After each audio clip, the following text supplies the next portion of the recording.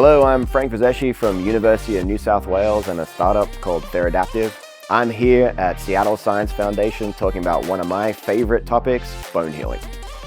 Dr. Clark Chan will be our guest Monday for the latest installment of Tumor Talk, presented in conjunction with the Journal of Neuro-Oncology. He will discuss laser interstitial thermal therapy followed by consolidation stereotactic radiosurgery in patients with newly diagnosed brain metastasis. The University of Rochester and the University of Miami will share hosting duties Tuesday evening as they discuss interesting spine trauma call cases at our Interesting Spine Case Discussion Series. Dr. Samir Ansari will be our featured speaker Wednesday morning at our Cerebrovascular Q&A series. He will address expanding indications for acute ischemic stroke thrombectomy.